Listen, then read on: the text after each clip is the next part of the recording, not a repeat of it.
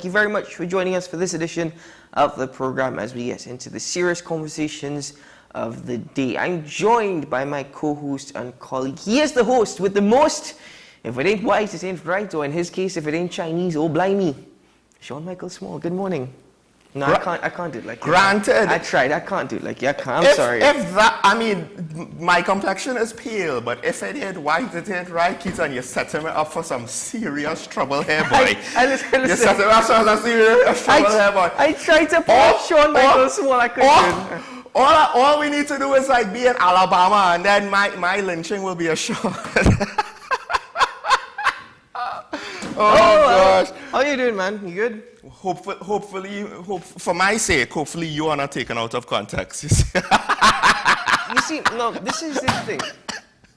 I can only hope, and I can only hope very hard that I'm not taken out of context. I really hope so. Huh? But it's just TNT. Don't worry. Might end up on social media. Might get, Well, I am definitely not cutting this to go on social media. Folks, what better way to start off a day to make sure that it is a good day? Mr. Keaton Shah! See, I couldn't do that. Thank you very much, Sean. Thank you.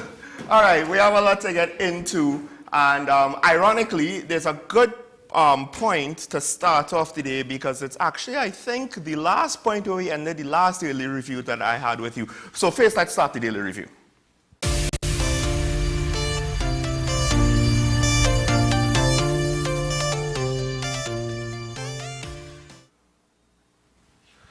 And where I want to start off with, it might be a lot about semantics, but I found it very interesting that this situation got so much play in the press. I don't know if it's because it's a slow news cycle, despite the fact that there's an election, less than 2 weeks away. There's an election less than 2 weeks away, but apparently issues is just not one of those things. Issues and ideology is not something we talk about.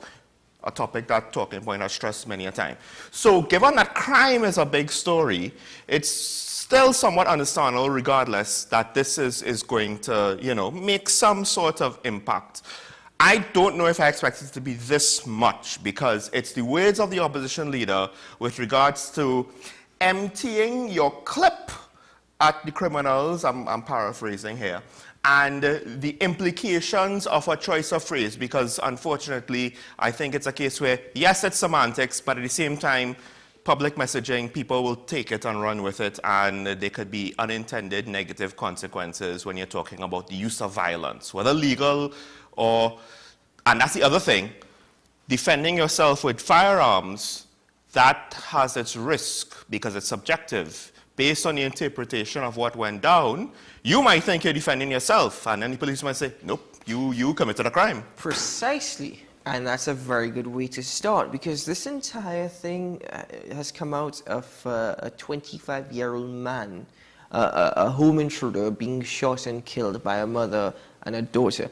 Now, the key part of that entire scenario was the fact that the lady who shot the intruder was not the FUL holder. Oh. Yes, oh. She was not the FUL holder. If I'm not mistaken, based off of a report, it indicates that her husband was the FUL holder.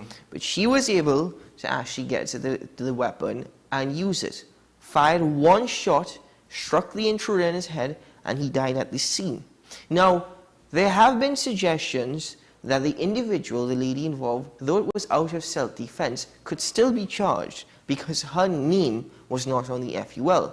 However, there have also been reports indicating that it's highly unlikely given the fact that she was doing it out of self-defense. Now, you've also indicated that sometimes it could be a bit tricky because an investigation could suggest that, listen, it was not necessarily out of self-defense. Because, for example, if you pump 10 to 15 bullets in an individual, yes, the police are now in their investigation, as well as prosecutors, have evidence, and they are going to make an argument, or they could make an argument, it wasn't out of self-defense, nobody pumps 10 to 15 bullets out of self-defense. But that's a different scenario, a different story for another day. Focusing on the opposition leader's comments, the opposition leader, in my opinion, knew exactly what she was doing when she made those comments. I think she knew exactly what she was doing. One, it has brought her publicity. Right. Publicity in the time of an election. Now, there are people who have issued their support for her via social media comments, but there are also people who have expressed concerns. Now, the former Commissioner of Police, let's be honest, he is part of a political alliance, a political partnership. He has defended the opposition leader's comments. Yes. But then you've got the public relations officer. Also, he is the proponent of one shot, one kill. So he was Precisely. always aggressive in his... Exactly. So to say that he's just doing it because of the political alliance, it's a very good thing that you pointed out from a historical context. Yeah. He has always had that one shot, one kill policy with respect to his police officers. But furthermore, the public relations officer and the former Attorney General of the People's National Movement, Faris Arawi, has expressed his concerns. Political analysts have also expressed their concerns. The opposition leader spoke, in a sense, honestly, to appeal to the emotions of many people here in Trinidad. Yes. Right? To appeal to them. Because people are frustrated. People are very frustrated. People are living in fear. People are concerned. And even in my experiences with regard to the TTPS, I could speak from personal experiences and experiences you hear. The TTPS seem as though they don't care. As many times as you have media ambassadors coming on the station, and they've been very good at their job, the Trinidad and Tobago Police Service, unfortunately, has a long way to go if they are to live up to their own motto, to protect and serve.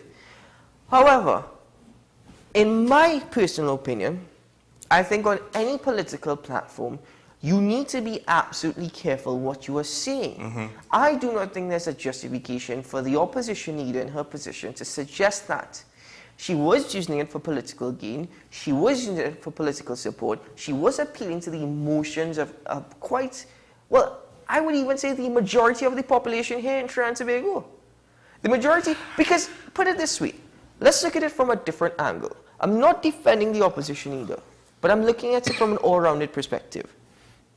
Why is it that we are chastising law-abiding citizens for defending themselves, if that be the case, against intruders, making those comments, but there seems to be this sort of, I would just like to call it an ignorance. When you have criminals who are emptying clips, whether it be in other criminals, there are innocent bystanders who get shot. There are people who get shot and killed all the time. There are people who are being robbed. There are home intruders, home invasions taking place all the time. And nothing is being done about it. So the perception that the opposition leader is also trying to create is that it seems as though we are protecting criminals or giving criminals more leeway than law-abiding citizens. Understand, again, I'm stressing, I'm not defending her, but I'm analyzing this all around. And beyond that, when criminals, again, empty their clips, there just seems to be, we're going to have a police investigation, nothing comes out of it. And the stance against criminality here in Trinidad and Tobago from those in authority, it's simple. We can use the nicest words. We can use the biggest commentary. We can hold a press conference and this and that. But it's not happening on the ground. And that is what's worrying. And that is precisely what the opposition leader was targeting. Let us say she was successful because she's gotten the publicity that she desired. They have people that are supporting her. And it has riled up the People's National Movements as well. So the problem here is there are certain things you can't turn back the clock on, right? And fighting fire with fire, that always comes with a risk. And if you're willing to bear the consequences of that, because you will take losses, you will bear consequences. And I don't think the general public, and I don't necessarily think even the politicians, because I'm not entirely so sure that even the former AG knows all of the ins and outs of this, right? But to be fair, I do agree with his stance, at least somewhat. Because when you use the term fighting fire with fire, the implication of that, my initial short answer response is simple: Boakali. Right? And we've spoken about this before. Vigilantism, and yes, the criminals are gunning down children. I have lamented the fact. But think about it. The response is going to be the unorganized, random or aggressive use of violence by the citizenry, I can understand, again, defending yourself. There haven't been a lot of instances where people have defended themselves in the news for us to really say, this doesn't look like self-defense, or kudos to the person. As I would give this woman kudos for defending herself. A single shot, daughter. She killed one assailant. It caused the situation to end because I am under the impression he was not... Yeah, they scattered, right? Yeah. It was definitely not the case of, well, she took out an automatic rifle and sprayed a couple of clips into a couple of guys, and they're riddled with holes, and one of them tried to surrender, and she didn't care, and she executed. It was nothing like that. But when you are looking to give so much agency into the hands of the citizenry, and then on top of that, using language that encourages an aggressive response, not a defensive response, right? Because she's not saying, let's try to get the citizens armed, or let's try to do X, Y, and Z. She's saying, empty a clip in them, let's fight fire with fire. Yes, I understand. She's evoking something. She's evoking the, I need to do whatever it takes to defend myself because the system isn't working. That's a strong message. Those are strong emotions. But again, those types of messages, unfortunately, have an eventual, logical, reasonable conclusion if you allow it to go down its natural path and you don't have somebody kind of pulling it up. Because, again, Boakale, it started off as vigilantism and then it ended up with innocent people getting killed. You must also understand that even if citizens, law-abiding citizens, are not armed with guns, based off of our experiences here in TNT, where you see just how criminals now are accessing such high-powered rifles. Yes, that's the other thing. One tends to wonder whether or not law-abiding citizens will turn from law-abiding citizens to criminals, in the sense that in order to protect themselves, they are now going to look for illegal guns and ammunition. Well, and sorry, but also, even if they don't have the guns, just remember, the ability for vigilante justice to occur in TNT still remains very high. Gun or no gun. True. It is going to happen. It could happen. But here's now the next dimension to this whole debate. First of all, I think it's somewhat incorrect for a politician to say, my solution will be to let you arm yourselves, as opposed to my solution is to try to fix the system. If this is part of your solution, and again, the responsible use of self-defense as part of your system, not empty a clip in them, fight fire with fire, okay, I could accept that. But this is the main thing that she's proposing, the stand your ground law, which again, I feel will have some unfortunate consequences down the line. But the other thing is this, it's not just about getting FULs. You have to get the guns. So like you said, how many people now might resort to getting illegal guns? Here's the next thing. When you tell people, empty a clip, right? You're trying to encourage them to be aggressive. First of all, I think, what do normally people say when they're talking about you're in a situation where someone has a knife or a gun to your head, right? They don't tell you, well, fight back. They tell you, cooperate. Give them what they want. You know, like if you're being robbed of your wallet or your phone, right? You could always buy a new wallet or a new phone. I know a situation a long time ago, right? So well before the current struggles. But I knew a situation of a gentleman who was armed. And they came after him as he was coming up to his house. And he did fight back. The difference is, it's one thing to tell the citizenry, fight fire with fire. But are they prepared to get into gunfights with criminals to that? Because now it's not, now you're in a fight. You have to win this fight. Yes, otherwise, the criminals Sean, also, now, will kill you. I'm not saying you're making an unfair argument, but you must also look at how criminals have evolved in TNT. They've become so bold that criminals now, when they're robbing you, you don't have to fight them. You could comply. You can hand over your wallet. You can hand over your cell phone. They're still firing bullets at you. They're criminals that are trigger happy. So even if you're not armed, there's still criminals who are trigger happy, who are just shooting for shooting's sake. But I think it comes down to this. How many people are willing and able, because just having a gun doesn't mean that you're able. And that is where willing a and able to use system will come in place when issuing FULs. No, I'm not talking about the responsible use of it. Like I said, you have the gun. Now you have to be willing to use it. Right. And you have to know how to use it well. And that is all part of FUL training. That is all part of the training. I am just saying that I do not agree with any politician standing on a platform and making such comments. I do not agree with it.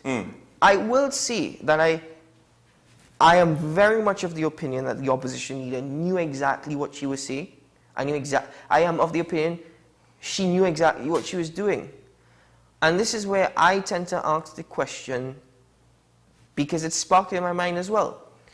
Why does it seem that here in Trinidad and Tobago, the systems that are in place are facilitating, are bringing more ease to criminals than law-abiding citizens? Why does it seem as though criminals have it so much easier and better under the current systems than law-abiding citizens? My one question is, outside of making it easier to get FULs, what else is in this policy or this stand your ground law that's going to change things compared to now? Because I haven't seen where she's going to change self-defense and the laws around that, because that's the other thing.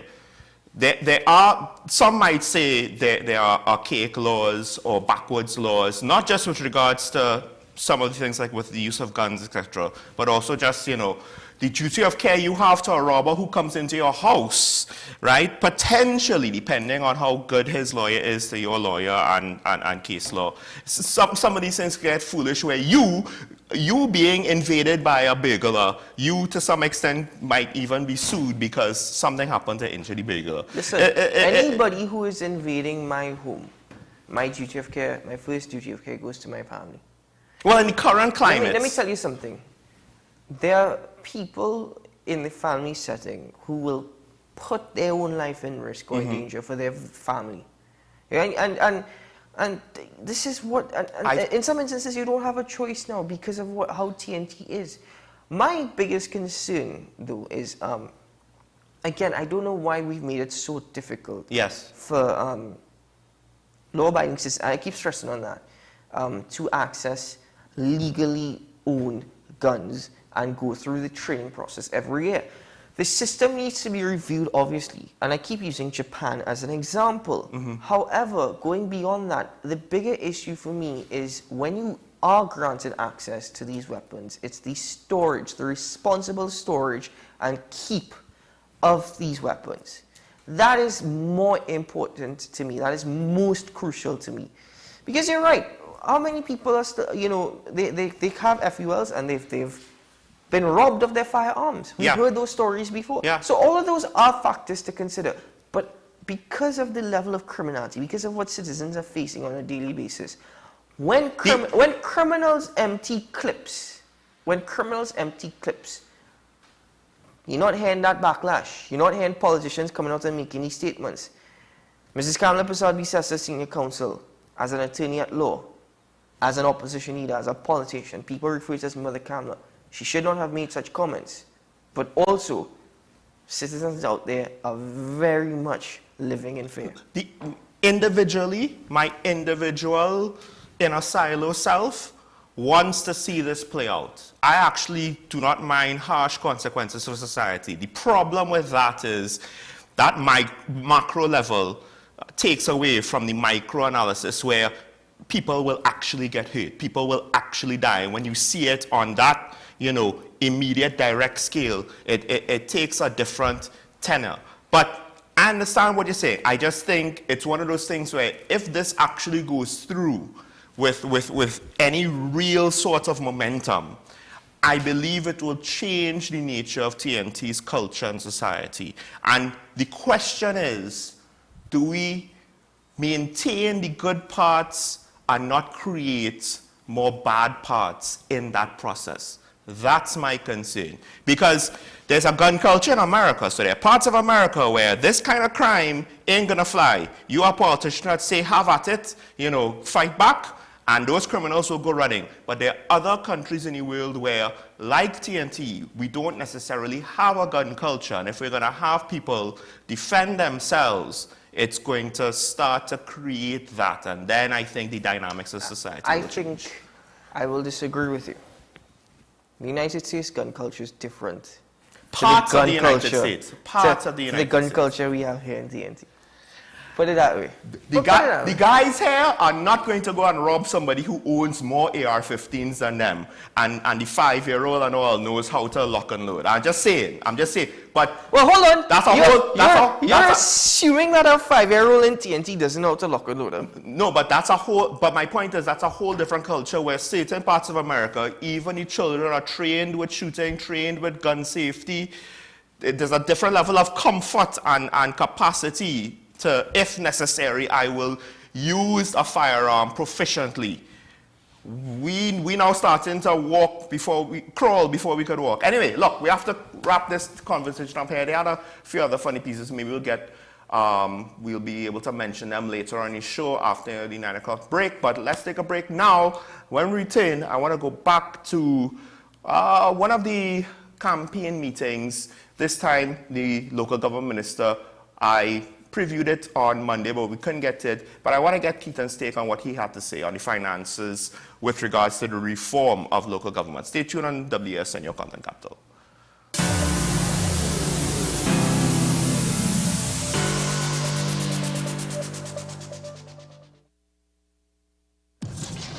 We exposed 5 strangers to KFC's delicious chicken to see if any time could be KFC time. And at the first bite, the party began.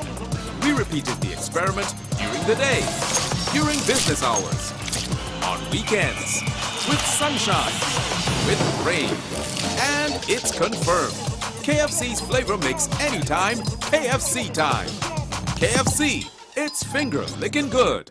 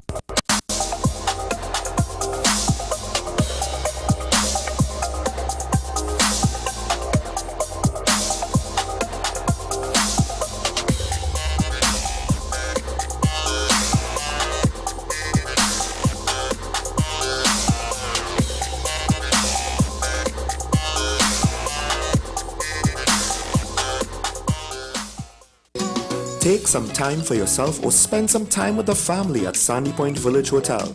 Enjoy our various studio and suite apartments, self-contained with their own kitchenettes and Wi-Fi. We also have our famous 100-foot swimming pool and our beachfront restaurant, the Steak and Lobster Grill. And our location in Crown Point puts us near the center of activity from the nylon pool to the local nightlife. Call us and make your reservations at 639-8533, 389-2378 or email us at sandypointvillagehotel@gmail.com.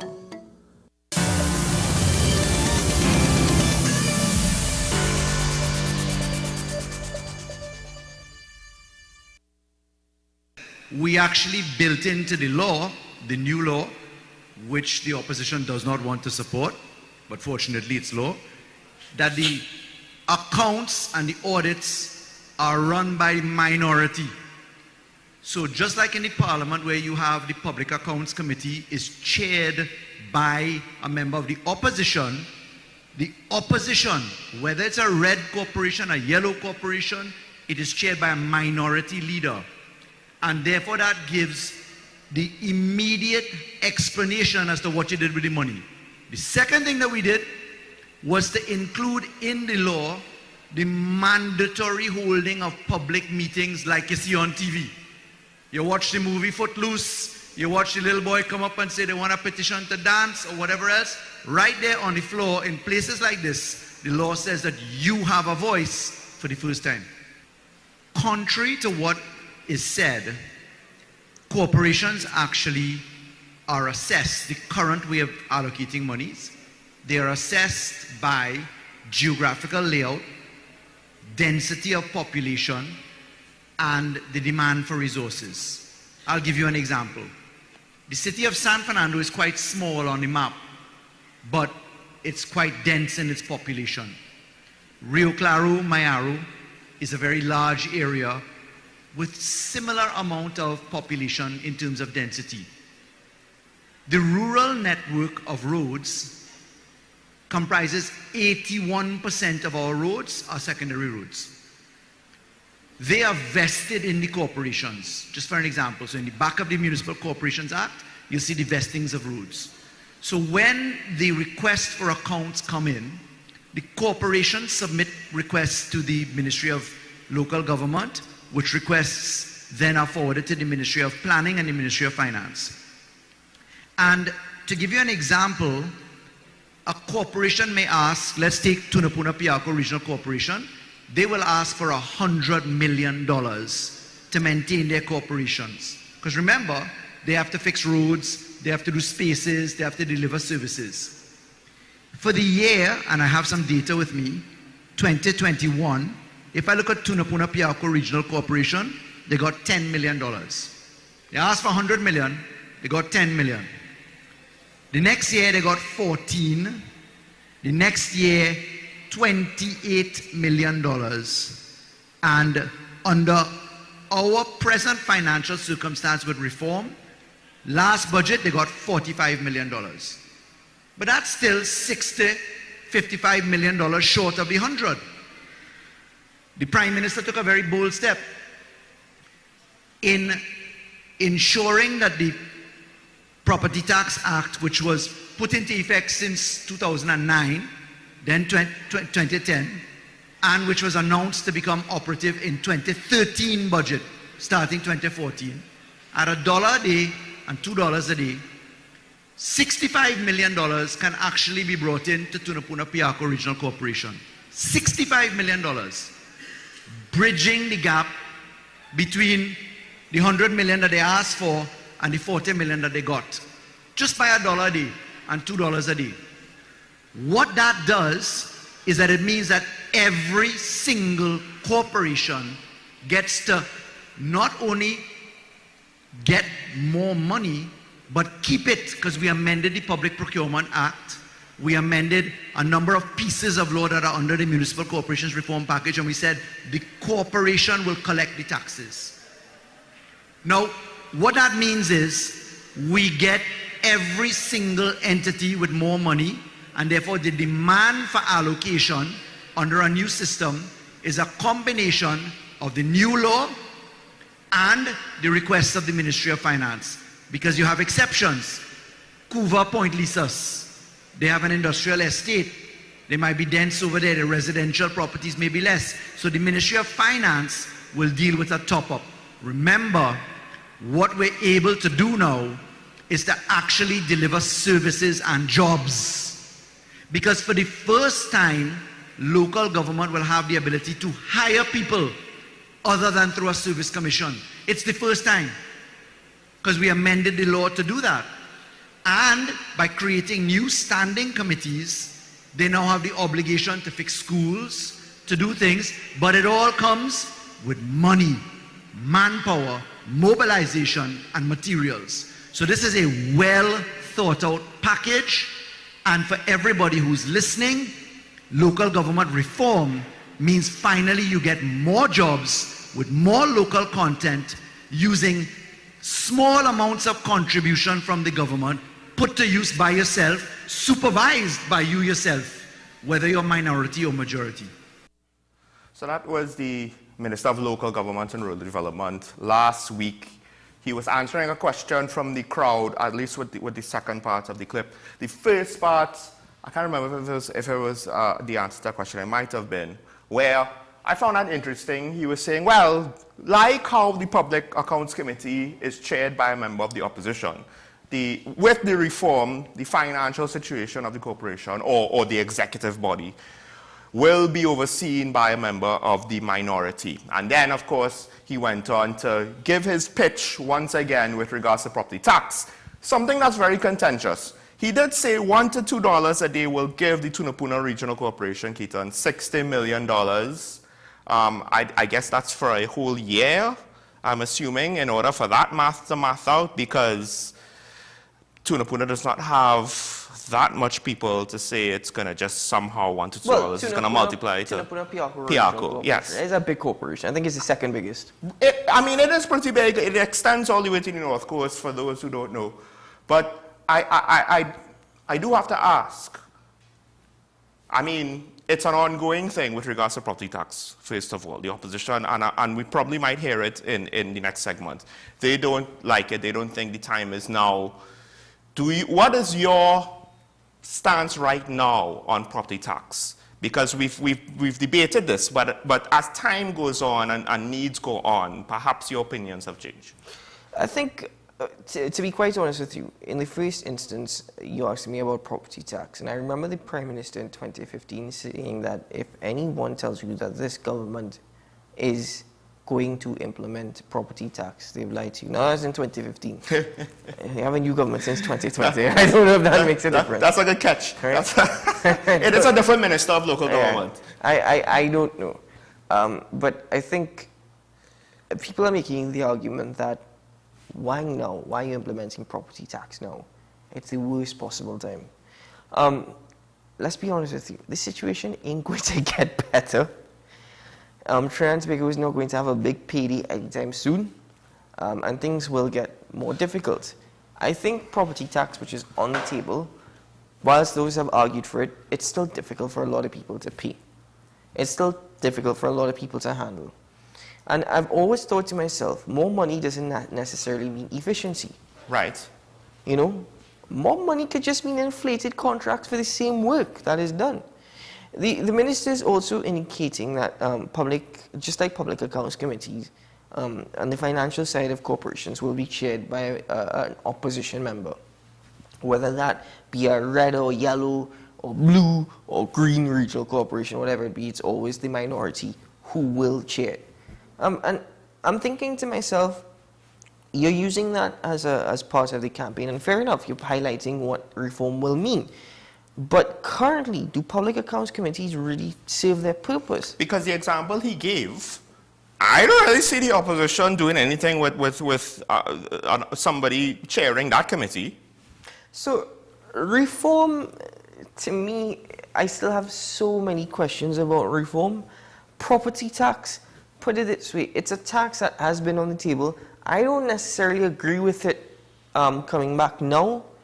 Because I still don't see how an increase from 45 million to 65 million. Yes, it's 45. It's 40 plus the 60. So it is going to be the 100 million. It's supposed to, but it's dependent on the government being able to allot the 40. So still. It's basically going to be saying to me, listen, okay, we have $100 million. This is what we need to carry out our work. This is what we need to execute, our responsibilities. And all right, fair enough. More money. I can get a lot more done. It doesn't mean that it's going to be efficient, right? So you see, this is the thing. I'm left in a position where I have to wait to see if it really works. Hold on, because I think we're starting to forget.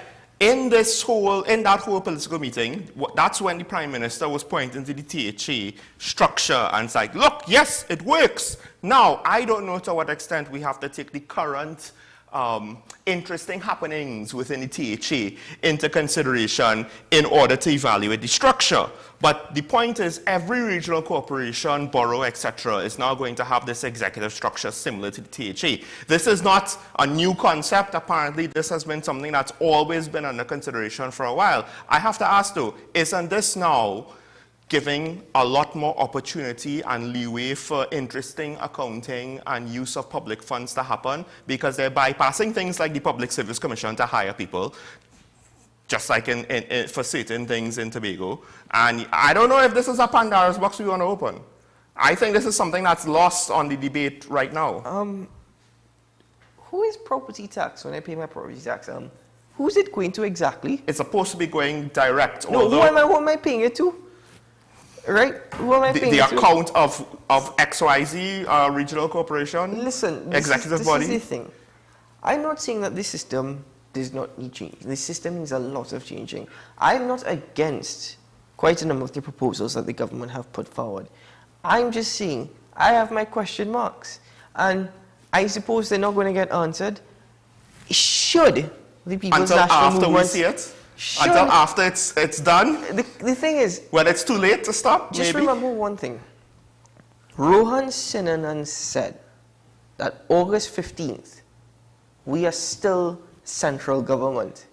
So whether or not the People's National... That's an ominous message, you know. There's so many takeaways, right? There's so many takeaways. I don't know if he was just conceding defeat immediately, or, you know... I'm not going to say it. I'm not going to say it. No, but the thing is, should the People's National Movement lose the election on August 14th?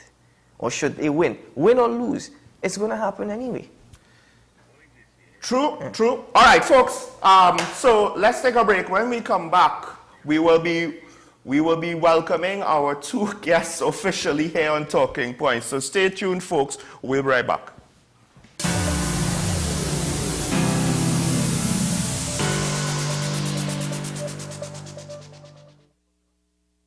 My name is Carl Media, and I'm the founder and the host of Ever Increasing Voice Ministries. Join me every Saturday and Sunday on WESN, this powerful station, at 9 a.m. on Saturdays, 1 p.m. and 7 p.m. nightly. Also on Sundays, I'll be on at 7 a.m., 1 p.m. and 7 p.m. at night time. When you come here, we are getting people heavenly ready. Did you tell your hubby about it, first of all? I did. When you were telling him, did you think that he was going to think differently of you or less of you? I thought exactly that. In case you've missed it, it's an encore of Nicole Larson Live. Relive some of the riveting experiences of everyday people who candidly shared with me their stories, life challenges, stories of hope, and eventual victories. Because he is not like man, because he is the God. It is a promise that we can hold on to. The report came back that she had two properly... Eric, behave yourself, no man. Two properly working kidneys. An encore of Nicole Larson Live, living in victory every day. Every Sunday at 8 p.m. and Wednesday at 4:30 p.m. on WESN.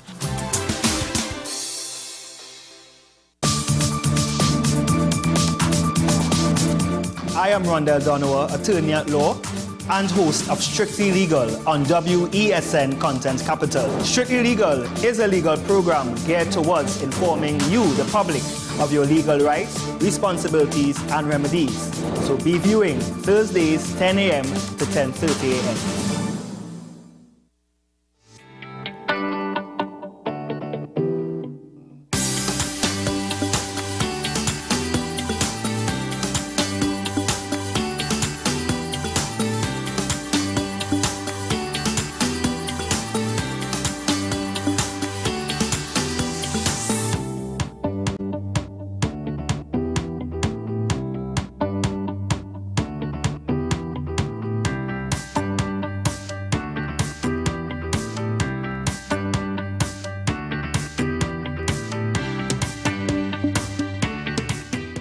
As Kevin Hart would say, damn!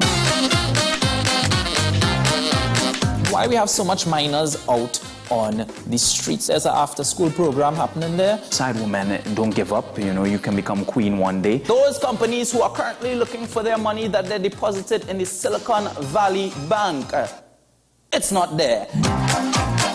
ChatGPT is basically the start of Terminator. Our relationship with the colonial powers is like a relationship with a little bit of abuse that people like to stay in. And we remember how that was. Put in $100 and later tonight, you'll get back $3,000. I promise you. I promise you not. Did you rent an accent while you were across there? When you're in the proximity of Donald Trump, somehow you adopt his aura. First of all, I thought the $200 would be more than enough. It's $200. As a goat farmer, I had 3 goats. Yeah, 3 goats and 1 cow. You know the name? No, I don't. Right, Messi, LeBron, and Cristiano Ronaldo. And the cow name Haaland. I love Trinidad and Tobago, you know.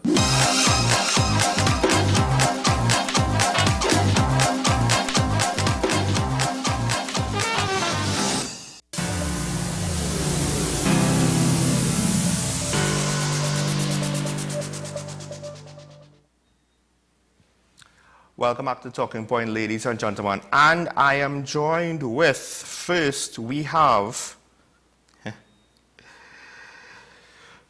he is a councillor from Siparia, West Faizabad, Mr. Jason Ali, and we have a councillor from Sarangani Northwest, Mr. Nasser Hussain, who have joined us to once again speak with regards to local government elections and what they have been experiencing on the campaign trail, on the ground, speaking to the people and the issues that matter in what seems to be a much larger national event than is the norm. Gentlemen, good morning. Thank you for joining me.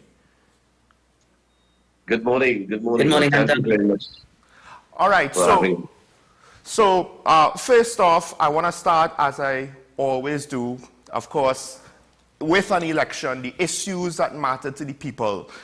In each different regional corporation, borough, city, it's going to have its differences. So, Mr. Ali, I'll start off with you.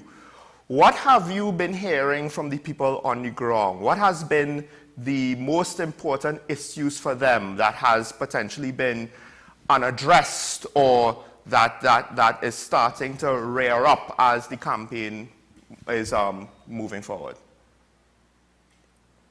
Well, again, good morning to each and everyone. As I approach my burgesses that reside within the electoral district of Siparia, West Faizabad, we are hearing that some of them have complaints, right? One of the major complaints we are hearing from my campaign team and I is the issue of security, right? Security within the communities. We also are having issues with some residents where they do not have proper water, water. A lot of them, they get water once a month, going into once every 6 weeks, right? The supply of water is really, really bad. Poor infrastructure with the roadways, right? There's a lot of potholes in the road. So those three issues are basically the major issues that we get when we go visiting the different streets, the different roadway that fall within the Siparia West Faizabad electoral district.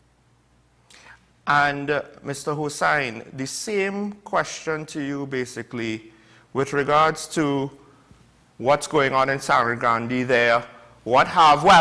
Is there a difference with regards to potentially your supporters as opposed to the PNM supporters with the messaging? Have you been able to reach out to supporters on the other side to hear their complaints? What have you heard? Good morning again, and thank you all, Trinidad and Tobago and World Wide Web. Basically, it's the same, but you know, particularly during my walkabouts, and in fact, for the past 3 years, we've been hearing lots of complaints. You know, there are issues like flooding, unemployment, little or no water supply, garbage collection, drainage problems, security. Security, which we are basing our manifesto on for this local government elections. We'll go talk about roads, the deplorable conditions of roads. It's terrible. One word to describe that. Well, so some of these issues, one would argue, they're more national. And to be fair, some of your counterparts, they express similar things. Crime seems to be the universal one, so far at least. And it's a national issue. There's only so many levers, at least for now, so many different strategies that someone overseeing local government on a local government position could undertake with regards to crime. Of course, it's spearheaded more by the overall TTPS, the National Security Council, etc., etc. But as much as that's a national issue, with regards to these sort of things, what have you been able to tell the people? Because we know that reform is coming up, but what is it that when they are telling you these things, what are you basically promising them or seeking to try to do for them, you know, if you were able to win your position and win your respective corporations. Mr. Ali, we'll start with you again. All right, so I am a member of the ICNTT TTPS stakeholders committee. I cannot attend meetings these days due to the elections coming up. But on many occasions I bring up all the issues of crime situation, which has escalated out of control in certain areas in San Grande. So I usually give them hope, to stay put, because of the fact that this government really doesn't seem to have a clue about controlling the crime situation in Trinidad and Tobago. And I'm talking about in my district alone, San Grande Northwest. It has escalated somewhat beyond control. Okay? But when you have a Minister of National Security saying, well, it is not my duty to protect, the average citizen, what do we have? You see, where do we go from here? Mr. Yeah. Mr. Ali, if you have any comments, Mr. Ali, if you have any comments on the same question.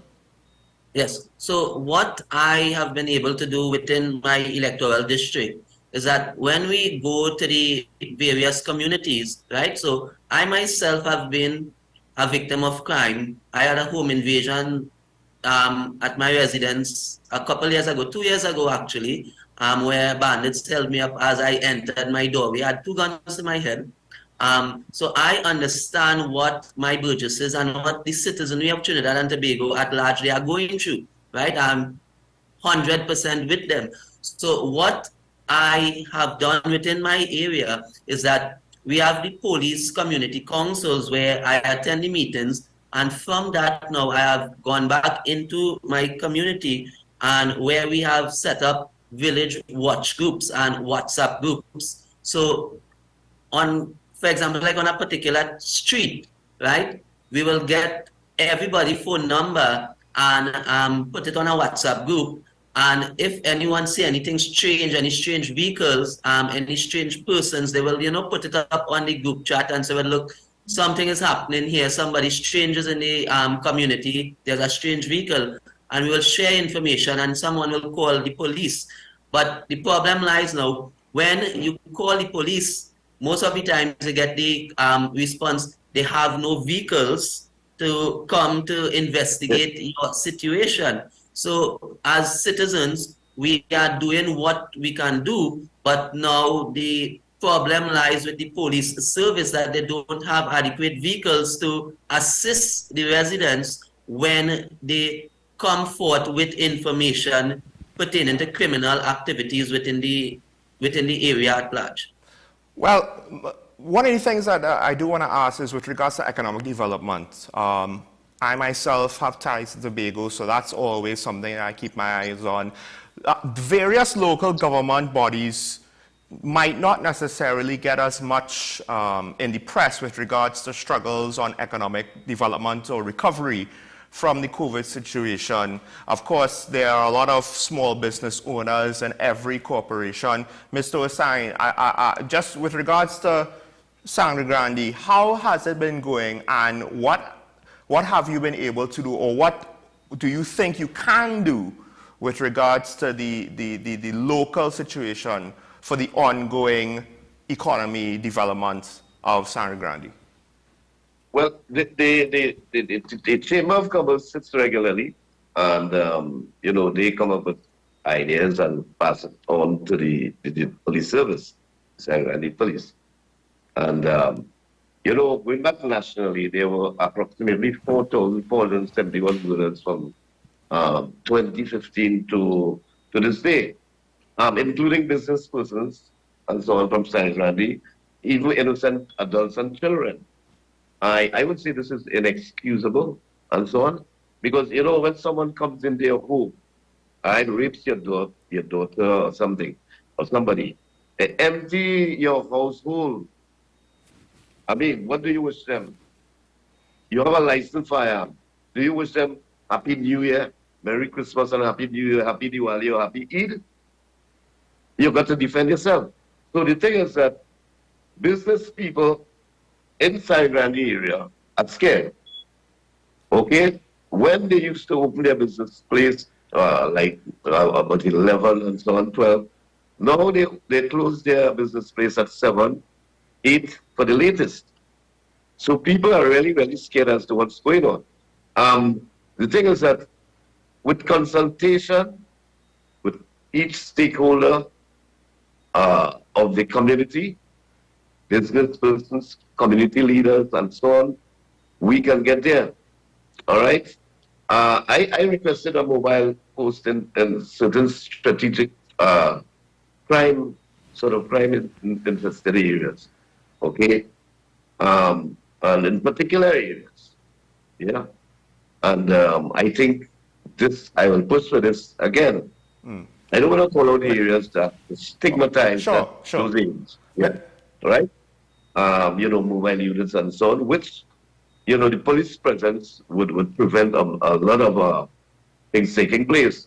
We have seen young persons running with guns, waving the gun in their hand, in a certain area. And then another area, these young folks, it seemed like, long ago, we had a gun, those caps gun and playing. So this comes like very similar to this. It's inexcusable. It's also pastime for some of them. They feel that they would go this way. Okay. And then also, parenting is also one of the key problems. You see, this is where it starts. Okay? So when you have a father who is murdered and leaves the mother there to survive on her own, what happens? It's total disorder. Well, Let's say she's unemployed. Mr. Yeah? Ali, so Yeah. that's a good point, and I want to transition, Mr. Ali. Again, so one of the potential sources of crime is a lack of economic opportunity.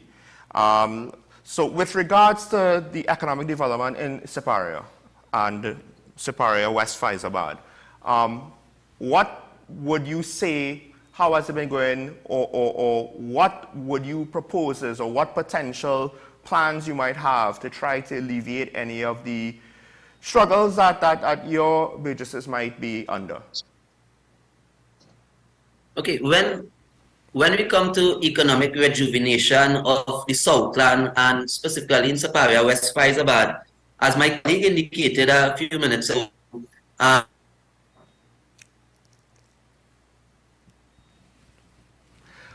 it looks like we might be having some technical difficulties. Mr. Ali, are you with us?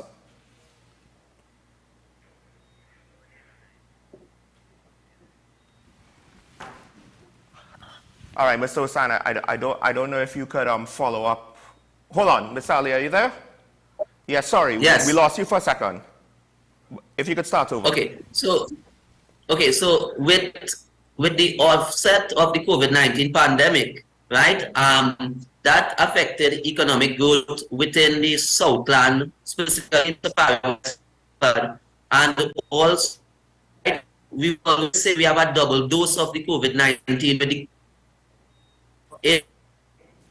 restructuring of Petrochin, because my electoral district falls within the heart of the oil belt. And with the closure of Petrochin, a lot of these small private contractors, they went out of business. Now, that has hit the South and especially our areas close to Santa Flora very hard.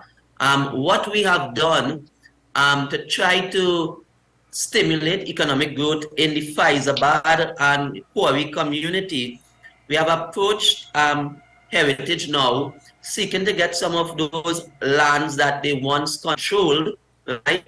And asking them now that the subside and 7 Limited was closed. All right, Mr. Ali, I'm sorry, you're breaking up too much. Mr. Osan, I don't know if you have any final words to give here, as we're more or less out of time. Really so quickly?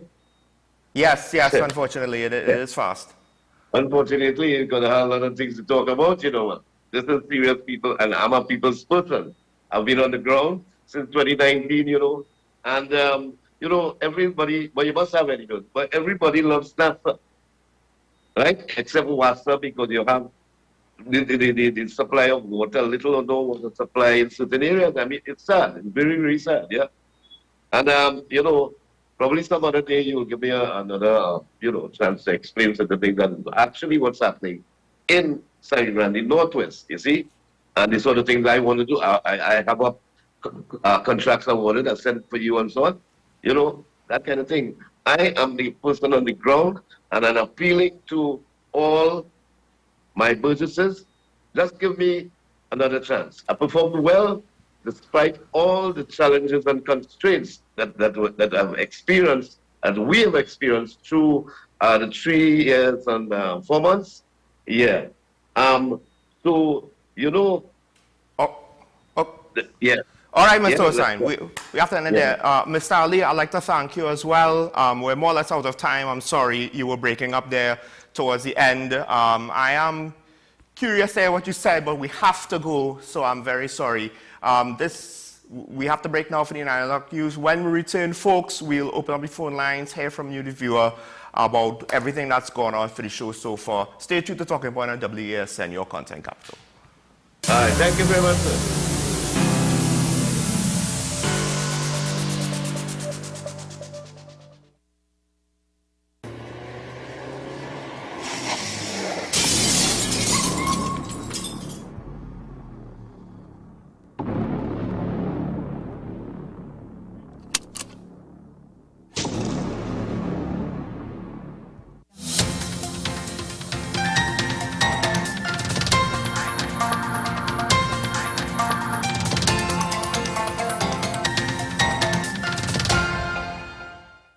Here is the WESN News of the Hour. I am Sira Ali. Thanks for joining us. Here are the headlines. Gary Griffith claims opposition leaders' recent comments meant to help people protect themselves. 110 persons arrested during home invasion arrest operation by the TTPS. And internationally, zoo in China denies using people in costume posing as bears. Now for the details. Gary Griffith says that unfortunately some would use Kamala Persad-Bissessa's recent controversial comments to serve their own interests. Days after a female homeowner shot and killed an intruder at her Chaguanas home, opposition leader Kamala Persad-Bissessa is promising easier access to firearm users license for law-abiding citizens after the UNC wins the next general elections. And with this ease of access to legal firearms under a UNC government, she said at the party's public meeting in Chaguanas on Monday that citizens should light them up. Griffith said that he believes Persad-Bissessa was referring to the preservation of life of the licensed firearm holder. 110 persons have been arrested over the last 8 months in connection with reports of home invasions as investigators continue to intensify efforts to restore safety and security across the country. The arrests are a direct result of the strategies adopted by Commissioner of Police Erla Christopher and the executive of the Trinidad and Tobago Police Service to address reports of robberies, house break-ins, burglaries, and other gang-related offences. As a result, during the period of January to July 2023, a reduction in serious crimes across the 10 policing divisions was recorded, compared to the same period in 2022. This team is actively utilizing intelligence-led policing, which is data-driven and bolstered with timely crime analysis from the Crime and Problem Analysis branch to guide the development of resources where they are needed the most.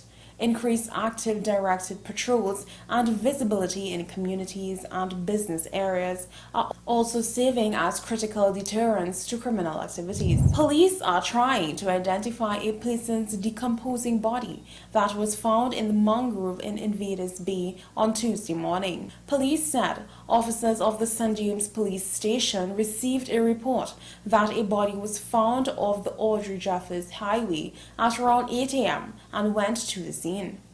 Police went to the scene and were guided through the mangrove by a Venezuelan fisherman, where they found the person's body wearing a plaid shirt and a pair of black shoes. Investigators said the body was decomposed beyond recognition. Officers from the Homicide Bureau of Investigations Region 1 are continuing inquiries.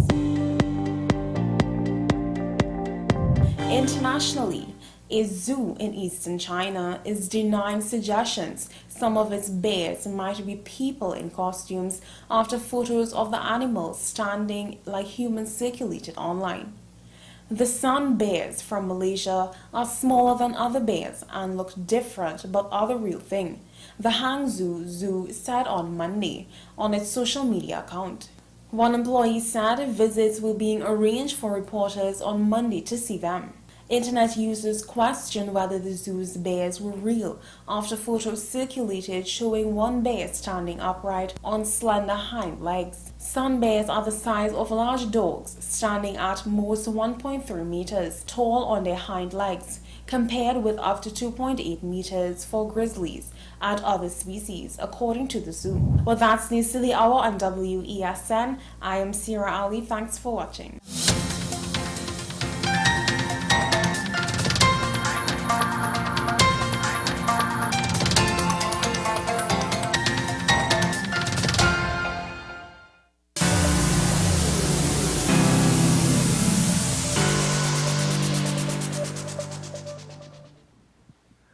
Welcome back to Talking Point, and I want to thank my guests for the previous segment. However, it behooves me to say, just in case I did not mishear things, that no contracts shall be passed towards, through, from, at Talking Point.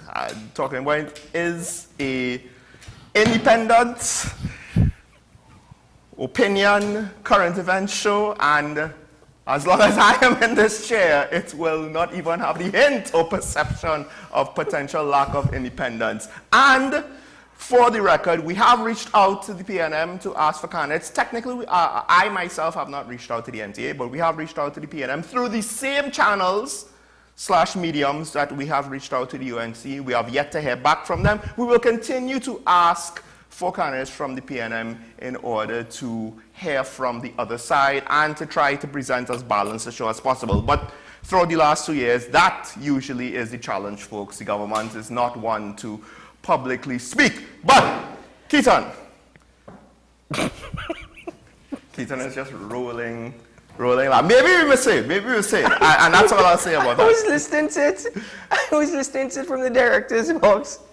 And I heard send contract your way. I'm thinking, is it something that is currently taking place, like a contract that he needs to share with you of something taking place? I don't know what it was. It just your reaction was just ridiculous. We will be happy to tender for any media work, and we will put forward a tender, and it will be selected throughout the proper channels, as we have always done, and I want to emphasize that. As we have always done in the existence of WSN. It will be selected through the proper channels. Sorry, yes. Oh my word. If it is decided to be the best tender, if it is decided, folks, enough with the semantic faux pas. It's time to open up the phone lines. We want to hear from you, the viewer. There's a lot of other things that we want to get into, but officially now, the phone numbers are on your screen. Let's hear from you. One of the things that came out of this the last 2 weeks is the fact that I am questioning what really is within the realm of authority of local government councillors and aldermen right now. What can they do? Because it doesn't seem to be much. We have a caller from Digo Martin. Good morning, caller. Good morning, Mr. Shah and Mr. Paul. Morning. Good morning. Right. I want to raise two issues that have me a little bit uncomfortable. Sure. And this is national security, safety and security. I recently heard a policeman in one of those sessions somewhere in the East advising people like myself to be very wary about sitting in your hammock, taking your grocery out of the car and washing your car. If the police have to tell us about that, that to me indicates and is indicative of where we are with respect to national security. I know what he is trying to tell us. Be very wary of it. Caller, was a time frame? Very wary of what we're doing. Was a time frame given? Routine. Was a time and frame that is frightening. Sorry. If I am going to the grocery and I'm coming back, I have to have two eyes in the back of my head. If in the morning I have to sit down in my hammock, I have to be wary of that. That tells us we are failing and we are failing society. Yes. And that is why I, in support of the stand the ground, and as they say, if they come into my yard full force, because I cannot trivialize it as somebody coming to pick Zabuka. Why they jump in my fence to come and pick my Zabuka? Why they don't go by my neighbor instead? They are targeting me and they're telling them through their foot soldiers to jump my fence. I mean, they say we have to be serious. They say it 2 years ago, jump the fence and come at me. That is one thing I'm very passionate about. I am annoyed the way the Minister of National Security and the Prime Minister, by extension, treating it trivial. Caller, do you have another point? Because if you Yeah, do, you have to be very quick. Very quick. Is the visit of the Ashanti King and a welcome him to Trinidad. Mhm. But I think we are dishonest society. We asking the Europeans for reparation, and we're not asking him for reparation too. He was an integral part. His ancestors was an integral part of the slave trade, and they benefited for him. So we should have engaged him, the national, the whole CARICOM ministers and them, and the Prime Minister should have agreed. Do the historical investigation about the growth of the Ashanti Kingdom. Caller, Slave, I'll have to cut you there because we have and a call. the barter and the trade with guns. Thank you very much, caller, for your contribution. Thank you, caller. I'm very sorry, but we've had a caller waiting even before you started the second point. Good point, though. We'll get into that, but we have a caller from Shogunas. Good morning, caller. Good morning. I see we continue to discuss our wrong local government without getting to the fundamental problems, although I have mentioned them before. Mm-hmm. One of your callers mentioned the Kuva-Talpao district, and that illustrates one of the major problems, because local governments historically have been based on a thing of wards and counties. And when Carson Charles was there, he gets some people who know nothing about public administration. And they came up with the most admirable suggestion. When it came to the rest of the public service, we pointed out it was not workable, and we gave it. Instead of going back to the old one, they went tweaking it. The second time, they come back with something which show it was wrong again, and then they end up with this nonsense now, where you have local government authority stretching from Talpao to Kuva. That alone, that is total nonsense. And unless you address the boundaries of local government, you're going to have a major problem. The second one, of course, is the one I talk about, the one that Mr. Manning did, which was supposed to give the regional authorities the right to collect their property tax. Instead, they come up with a law. Now, the Manning had a committee investigate that. The full report is available at the government pantry. But when they did bring the law, they did just the opposite. And I have asked, where is the technical report for that? I asked Karen. She promised to reply to it. She never replied to it.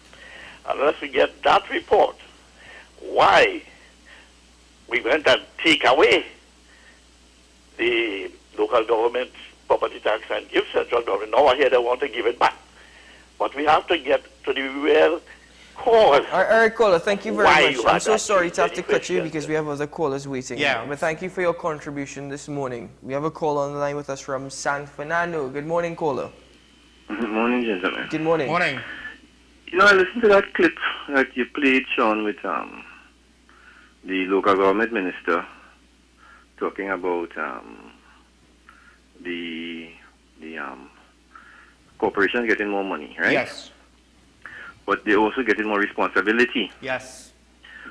And one of the things that he used as example, he used the example of collecting 60 million and that type of thing. Mm-hmm. Now, one of the things that they have thrown onto this local government reform for the corporations to do is school repairs. Do you all remember the issue with EFCL? Yep. Yes. And now, what they call the other one? MTS. MTS? And the hundreds of millions of dollars that it costs to maintain these schools? Yep. So I want to know, once you're collecting more money, but now you're giving more responsibility. So where, because my thing is, property tax was supposed to be improvement for the community. Now that local government corporations have to maintain schools, how much of that money going to go into doing what we really want to get done? Yeah. It's so upsetting, and because they think we are fools. Yep. There's one thing. Let me give something quickly after, because it just came up at the first caller from Diego Martin. And he talked about you stand your ground and going in the grocery, taking out your grocery and sitting in your hammock, right?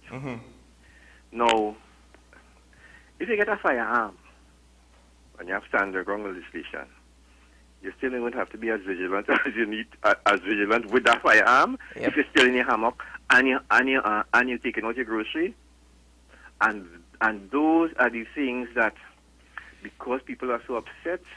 There is, as far as I'm concerned, there's no logical thought behind it, because people just want the society we're in. We want revenge on those who want to harm us. So I think that we need to step back from that stand your ground legislation a bit, or that talk, I should say, because it should not be making its way into local government elections.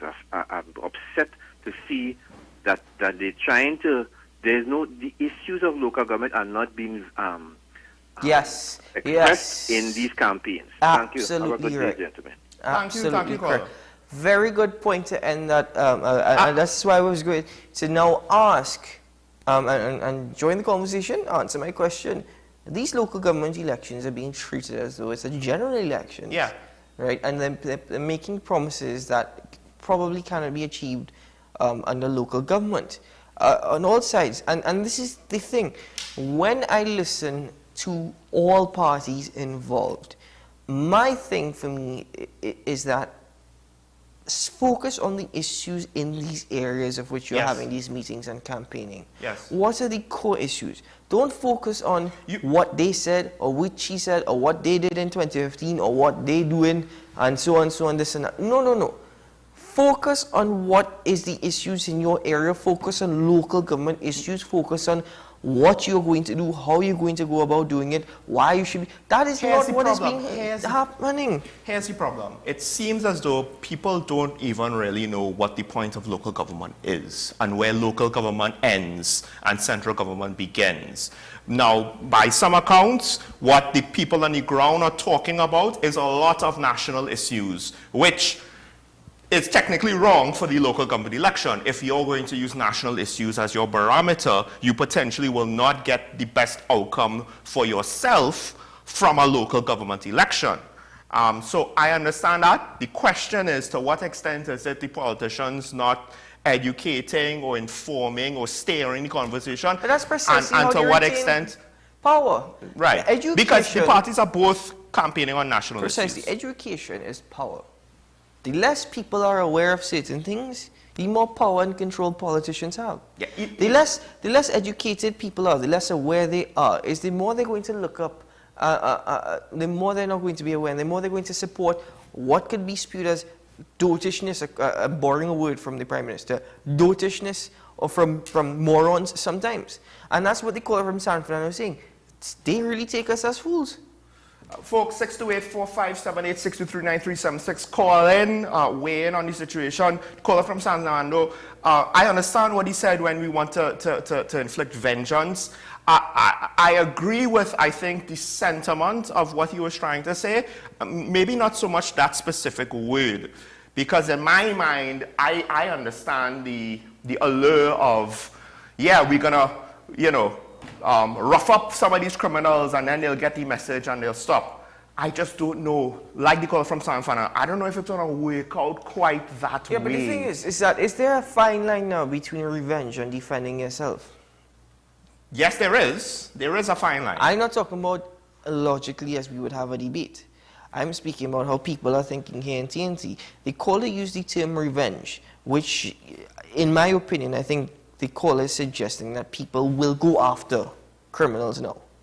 Like, willfully. Not necessarily go after, but hey, you come in my yard, you ain't leaving my yard unscathed. I taking a pound of flesh for you to leave my yard. I taking my tax. So that's defense, right? Versus revenge. Well, but we don't have to. Because that could include shooting somebody running away from you in the back. He jumps over the fence. He doesn't even have a stick. I have a gun. He sees that. He runs, right? Remember, now I'm taking my pound of flesh for you jumping into my yard. This is the aggressive mentality. This is where it could lead to. I shoot him in the back. He's not necessarily going to see your gun and run, you know.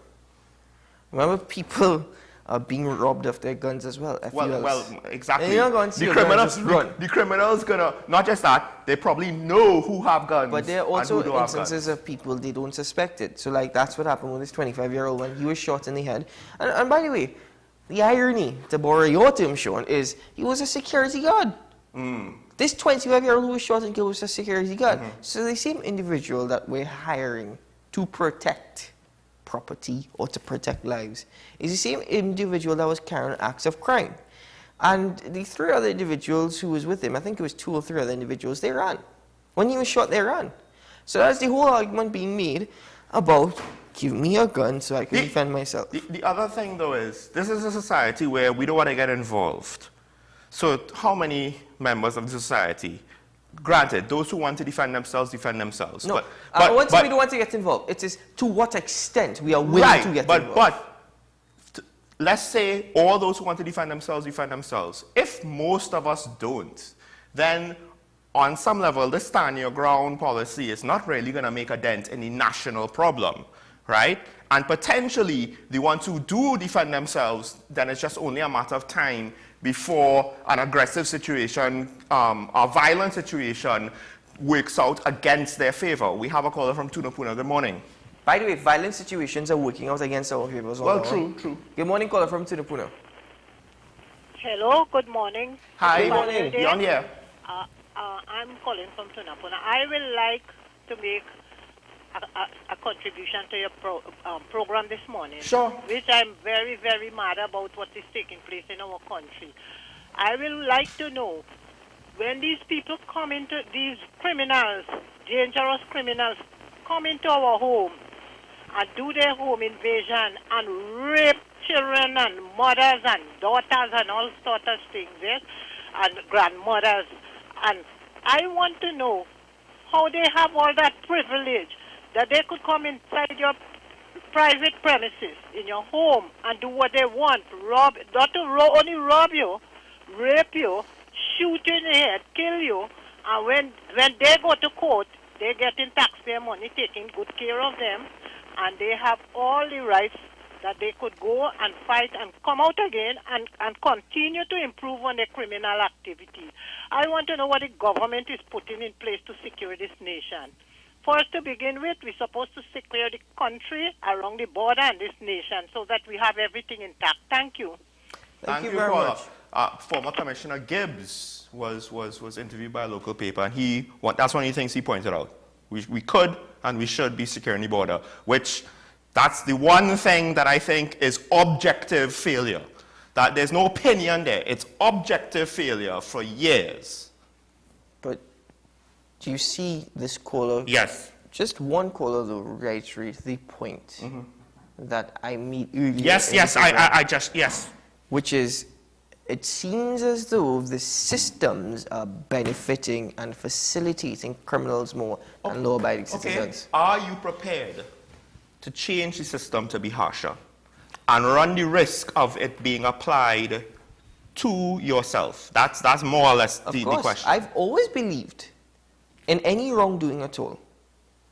Any individual, no matter your status in society or no matter who you are, you should face the full brunt of the law, inclusive of me, inclusive of my family members. I have chastised very good friends. I've chastised family members. If they are doing something wrong, for example, rushing the red light, a simple little thing like that, I have chastised. Because guess what? Me sitting in this position can't be coming and preaching to people every day. Yeah. And then being a hypocrite and going out there and doing absolute nonsense. It's interesting that when you sit in this chair, now you have to like literally be, there's no room for any leeway. No. We're talking about even little things Even can't before slide. sitting in this chair, and this is not me No, judging. no, it's not about our personal conduct. I'm saying you might see a family member do something very minor. You might let it slide before. It irks me. It irks me. It bothers Well, me. But no, I'll tell you what. In the past, I wouldn't have said anything. That's the point. I'm going to take this call, but I will tell you what is really bothering me after this. Okay. Good morning, caller. Hello. Good morning. Can you tell us when they are going to tell us where those 110 people that they found for home invasion? Uh-huh. Go on, caller.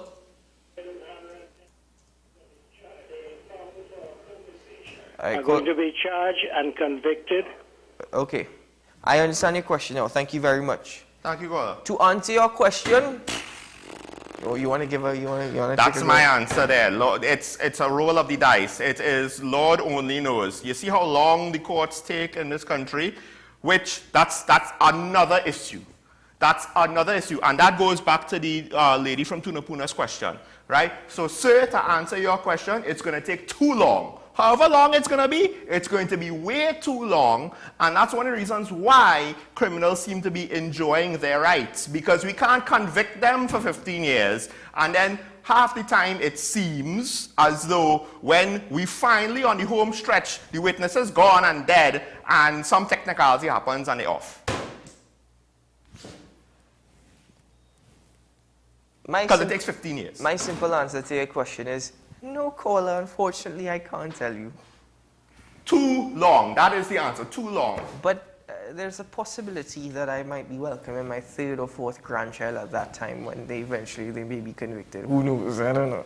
Anyway, good. I just set myself up there. 3 or 4 grandchildren. Cranky. Oh, Lord. I just set myself. Anyway. What is really bothering me, and what I'm seeing more and more, and it's frustrating me, is the justification for the actions and behaviors of people out there. And I'm talking about all around, all right? And it seems as though we tend to forget where we came from to where we are now, right? We celebrate emancipation. We forget every year about emancipation, but on Emancipation Day we have all these wonderful speeches and all these things about freedom, about unity, about togetherness. Oh, especially unity. Right. We forget about Indian Arrival Day, except for that one day of the year. And a lot of talk about unity again. I know we're in a silly season, but what's really bothering me is that if you go online, and somebody pointed this out to me that it was always there, social media has just made us more aware of it. The level of hatred, the level of racism that is being spewed out there on all ends is absolutely ridiculous.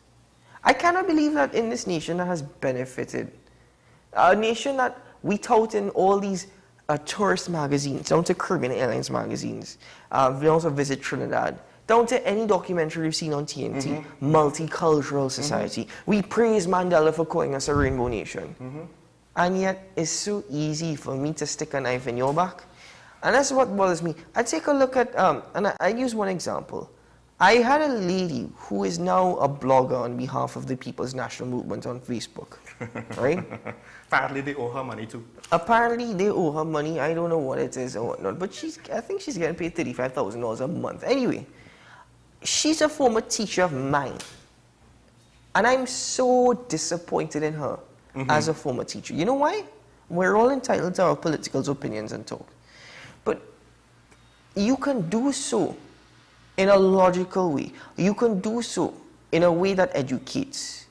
But the moment that you go and you're posting a certain caption for any other party other than the PNM, but for the PNM, you're posting all the gracious this and that and whatnot. But it's the same thing on the side of the United National Congress and the other party, yeah?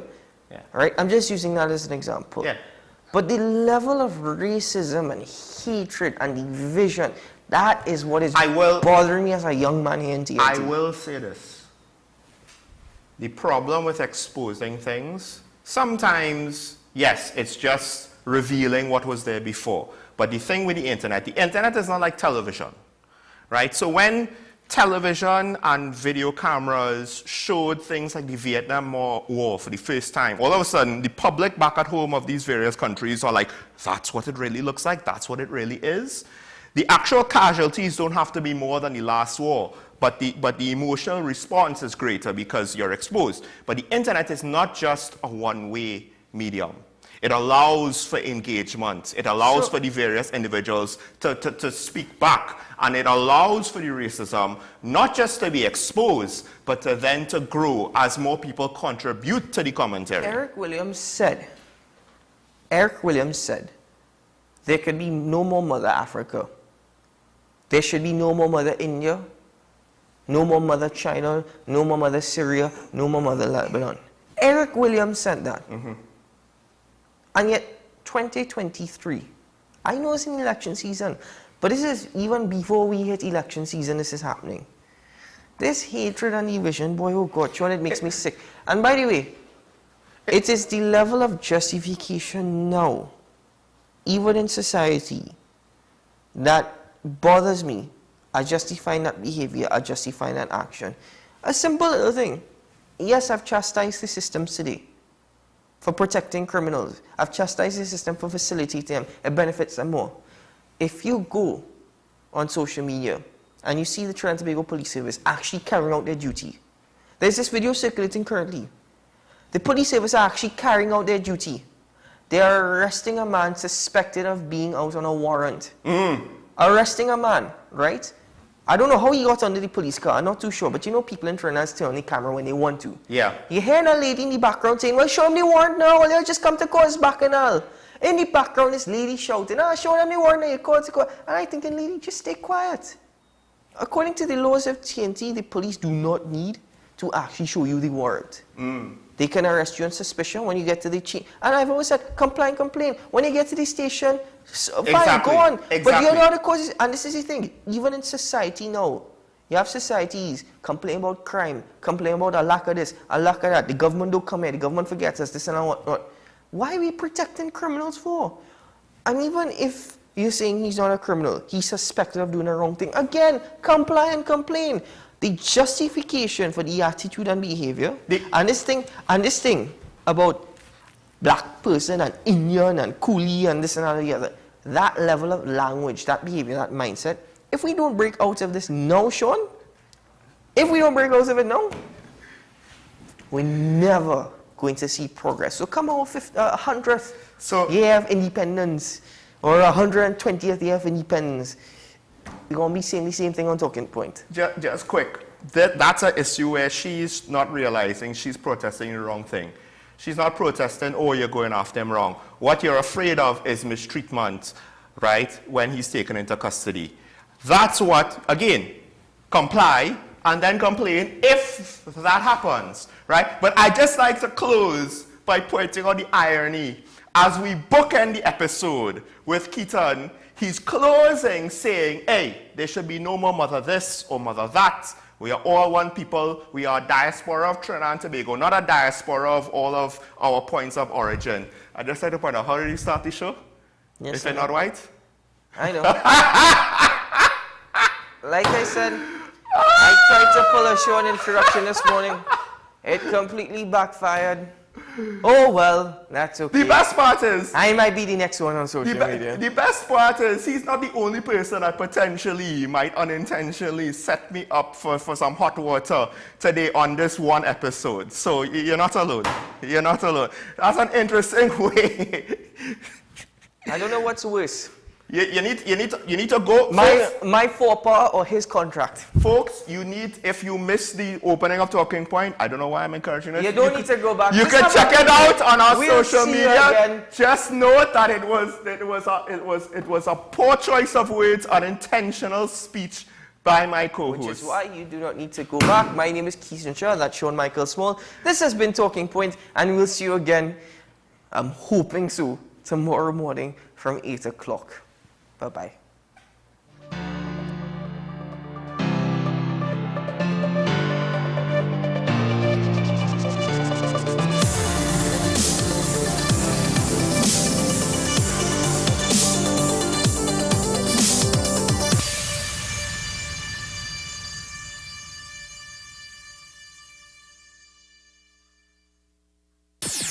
WESN.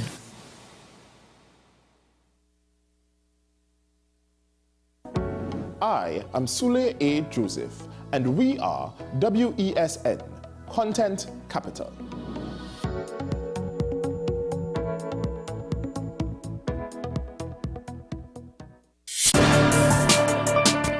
People really want to know, what about me? Where do I fit? Yes. What is in the ride for me in terms of a better Trinidad and Tobago? And I'm pleased to shed some light on that. The purpose of bail is to ensure your attendance at court. That's it.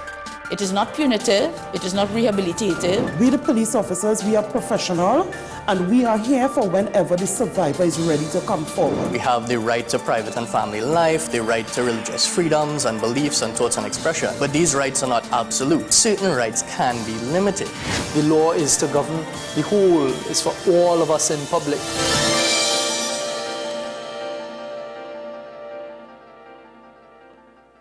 My name is Carl Media, and I'm the founder and the host of Ever Increasing Voice Ministries. Join me every Saturday and Sunday on WESN, this powerful station, at 9 a.m. on Saturdays, 1 p.m. and 7 p.m. nightly. Also on Sundays, I'll be on at 7 a.m., 1 p.m. and 7 p.m. at night time. When you come here, we are getting people heavenly ready. Join me, Sule A. Joseph, as I delve into the day-to-day psychological issues plaguing our society. We will discuss behaviors that encompass the biological influences, social pressures, and environmental factors that affect how you think, act, and feel. Site, Thursdays at 11:30 a.m., only on WESN, Content Capital. Living in victory every day. Did you tell your hubby about it, first of all? I did. When you were telling him, did you think that he was going to think differently of you or less of you? I thought exactly that. In case you've missed it, it's an encore of Nicole Larson Live. Relive some of the riveting experiences of everyday people who candidly shared with me their stories, life challenges, stories of hope, and eventual victories. Because he is not like man, because he is the God. It is a promise that we can hold on to. The report came back that she had two properly... Eric, behave yourself no, man. Two properly working kidneys. An encore of Nicole Larson Live, living in victory every day. Every Sunday at 8 p.m. and Wednesday at 4:30 p.m. on WESN. Take some time for yourself or spend some time with the family at Sandy Point Village Hotel. Enjoy our various studio and suite apartments, self-contained with their own kitchenettes and Wi-Fi. We also have our famous 100-foot swimming pool and our beachfront restaurant, The Steak and Lobster Grill. And our location in Crown Point puts us near the center of activity from the nylon pool to the local nightlife. Call us and make your reservations at 639-8533, 389-2378, or email us at sandypointvillagehotel@gmail.com. We are WESN, the premier platform for Caribbean content. WESN, covering West, East, South, and North. WESN, we entertainment, sports, and news. WESN, available on Greendot 7, Amplia 118, Airlink 17, Bmobile 107, Digicel 21, ICNTT 105, and Flow 110. Connect with us at WESNCC or stream online at www.wesncc.com. WESN, your premier platform for Caribbean content.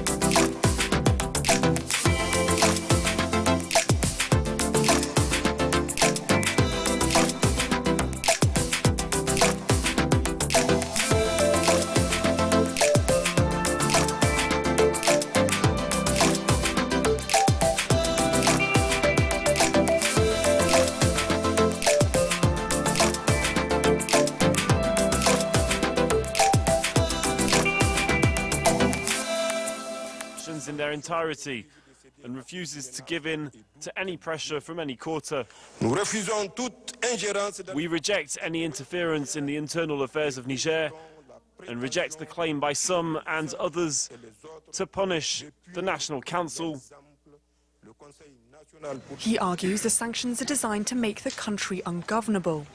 These comments come just hours after military chiefs from the bloc of West African states, ECOWAS, met in neighbouring Nigeria to discuss the unfolding crisis. We have to prepare for all eventualities, and Excellencies, you are here for the final eventuality, that last resort, that is planning for a possible intervention to restore constitutional order. A delegation from ECOWAS arrived in Niger's capital on Wednesday to try and find a diplomatic solution. But the clock is ticking. The bloc has said it could authorise the use of force if the coup leaders don't restore ousted President Mohamed Bazoum before this Sunday. They've also imposed a series of trade, financial, travel and economic sanctions, some of which Niger's electricity company Nigelec says are already being felt. Residents of 3 major cities in Niger have been experiencing unusual, prolonged blackouts. Nigelec says that's because it relies on neighbouring Nigeria for about 70% of its electricity. Well, staying with this story, Senegal has said that it will send soldiers to Niger in the bid to restore order. This if ECOWAS decides to forge ahead with an intervention. In Portugal, hundreds of students have gathered at the Catholic University in the capital, Lisbon, to listen to Pope Francis. The Argentine pontiff has been speaking to youth pilgrims on day 2 of a 5-day visit, which coincides with World Youth Day, the world's largest Catholic festival. Well, speaking earlier, the Pope also lambasted leaders of Portugal's Catholic Church for failing to address a sex abuse scandal. China's capital has registered its heaviest rainfall in 140 years as remnants of Typhoon Doksuri flood the region. Beijing and its surrounding province of Hebei were hit by severe flooding, with waters rising to dangerous levels. Well, torrential rains flooded rivers surrounding the capital and left cars waterlogged, destroyed roads and knocked out power. The number of confirmed deaths has risen to 21. Beijing's Meteorological Bureau said the city recorded over 29 inches of rain. That was between Saturday and Wednesday morning. Some sports now, and in the Women's World Cup, Germany are out. Colombia and Morocco are in. That's into the last 16. A frustrating 1-1 draw with South Korea saw Germany crash out of the competition in the group stage. This for the first time in their history. Morocco, meanwhile, beat Colombia 1-0 in Perth to join the South Americans on 6 points in Group H. Gregory Pless brings you up to date. Incredible night, full of surprises indeed. The biggest team in this last group, Group H, Germany, is out of the tournament. They made a draw against South Korea, very combative South Korean players tonight. They were actually the first one to score in this game, and Germany only equalized after 70 or so minutes, but they were never able to get on top of the South Koreans. And on the other side, well, it's an even bigger surprise, but Morocco won against Colombia, even though in the stadium in Perth, as here in the fan zone in Sydney, Colombians were by far outnumbering the Moroccans, but on the field tonight they were the strongest. It's not all bad news for Colombia because they're still qualified anyway thanks to Germany's poor performance tonight, so they're going through. Morocco too, that's a huge surprise for them. The Atlas Lionesses will be meeting France next Tuesday. As for Colombia, they'll be playing against Jamaica. So a really big night, full of surprises, exactly the kind of football that we love to watch. You are up to date. Do join us for more international headlines coming up shortly on France 24. See you then.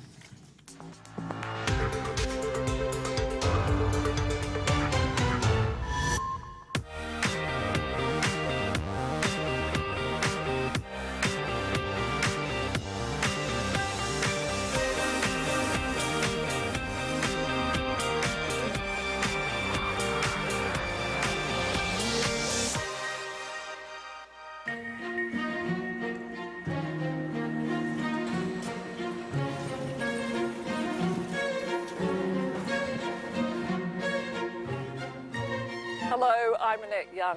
In this special edition, we're here in the English city of Cambridge, which for many probably represents the very best of power, privilege and wealth. Yet it also happens to be Britain's most unequal city, with the divide between the haves and the have-nots becoming increasingly stark. This due to the cost of living crisis, not to mention Brexit, and it's women and children who are bearing the brunt. For hundreds of years, this historic university city has been home to the very best minds in the country. And more recently, a magnet for high-tech firms such as Apple and AstraZeneca. But you don't have to drive far to uncover the devastating impact of a rapidly declining economy.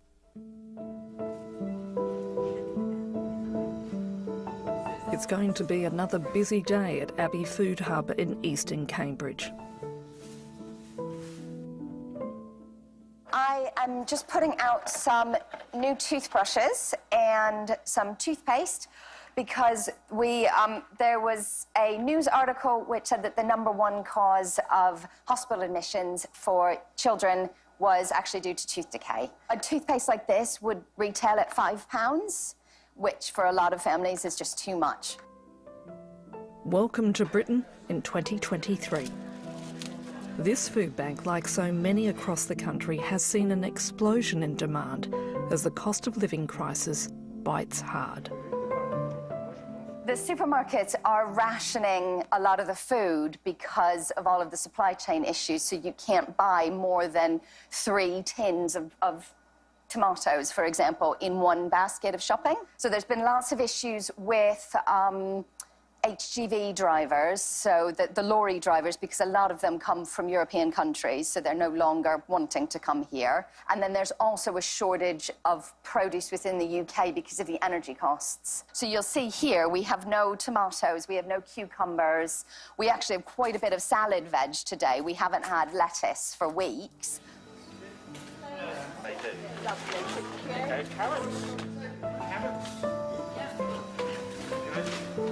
According to data, food banks in the UK now outnumber McDonald's. And their clientele is so varied these days that even those who used to professionally help the disadvantaged are finding themselves in need, such as former social worker Lindsay O'Donnell. I was helping people get the help and support they need beyond food poverty, and yeah, it's a lot worse. And now, you know, I'm in the same situation. UK statistics show women are impacted the most in this crisis due to the gender pay gap, as well as holding 69% of low-paid and insecure jobs. Anna Galinsky is also a volunteer at this food bank. She recently separated from the father of her children and as a result took a massive financial hit. After paying all her bills, she only has around €60 left to live on each month. High rent in Cambridge means she now lives on a boat. It was impossible to get regular housing. The rent in Cambridge is, you know, double what I could afford. You know, I might have been able to get a room in a shared house, but that would have been the most. And I was lucky I had a little bit of inheritance saved away, so that put down a deposit on the boat, and then I got a loan as well. So that was, yeah, buying a house would have been impossible, renting would have been impossible. I can't get on, there's no council houses, and I couldn't have got on the list for a council house. A 2018 report by the Centre for Cities found the wealth in Cambridge is far more unevenly distributed among residents than in any other UK city, including Oxford and London. This due to it having a much greater share of highly paid, high-skilled jobs. We're at the Eakin Road Council Estate with Alex Boulat, a local councillor. Originally from Romania, the 26-year-old spends much of her time knocking on doors talking to locals about their increasing financial woes. What's really interesting about this area is that when people think about Cambridge, we think about quite a wealthy area, and actually Abbey is one of the more deprived areas of Cambridge, and there's quite a lot of inequality. And for a lot of people, what's shocking to know is that the life expectancy here is about 10 years lower than some of the neighbouring areas in Cambridge City. You must find this very depressing at times, I imagine. I think it's a depressing state of affairs for everyone living in the UK at the moment, but honestly, myself, I don't find surprising what I hear, because I go through very similar situations like my residents do. I also worry about the cost of my energy bill that more than doubled compared to last year. So I think although it's very sad to think about the situation that we're living in, I think we need more people who actually go through those situations to be able to represent the interests of the community in the current state of politics. With outrage over the lack of pay rises and cuts to public spending meant for the first time ever, UK doctors and nurses went out on strike. I went to meet Kelly McPhee, a senior nurse at Addenbrooke's Hospital, who decided to join them. This is my smart meter, so it monitors all our electricity and our gas consumption. I don't think really before last summer I looked at it very often at all, but definitely the last sort of 2 or 3 months I've seen my bills increase horrendously. So last August my bills were about £120 a month, and now it's over £360. I definitely am more careful about what I go out and do. So if I'm going to go out to a restaurant or out for a day trip, I usually take a packed lunch, so I haven't got to buy any food when I go out. And I'll think about if I'm driving somewhere, how much is it going to cost in petrol? And I didn't really used to consider that on the cost of a day, but now if it's £40, say, for a ticket to go somewhere, then I've also got to think about the cost of how much it's going to cost to get there. And so it does stop you from doing certain things because you know that you can't actually fit that into your budget and afford it. You have a 7-year-old daughter. How is she coping? She is definitely very cost aware. So if, for example, I said we were going to go out and have, should we have fish and chips for tea?